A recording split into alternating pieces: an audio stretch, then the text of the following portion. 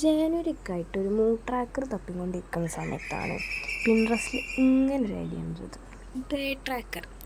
പക്ഷേ അവർ തന്നെ സജസ്റ്റ് ചെയ്തൊരു സംഭവം എന്താ വെച്ച് കഴിഞ്ഞാൽ അതിൻ്റെ സബ്ജക്റ്റ് നമുക്ക് തന്നെ ചൂസ് ചെയ്യാം.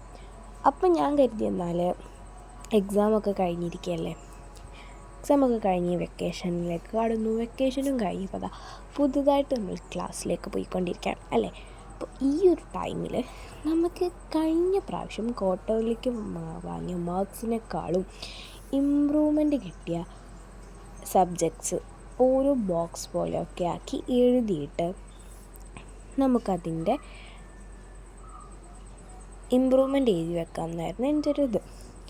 അങ്ങനെ ഫസ്റ്റിൻ്റെ മനസ്സിലൊരു ക്യൂട്ടാണെങ്കിലും പിന്നെ വേറെന്തൊക്കെ ആയിപ്പോയി. അതെന്താ സംഭവം എന്ന് എനിക്കറിയില്ല. ആദ്യം തന്നെ ഒരു 5-6 ബോക്സൊക്കെ എടുത്ത് വെച്ച് പിന്നെ അതിൻ്റെ മുകളിൽ ഓരോ സബ്ജക്ട്സിൻ്റെ പേര് എഴുതണം. കുറേ ഞാൻ എന്തൊക്കെയോ കാട്ടിയിട്ടുണ്ട്.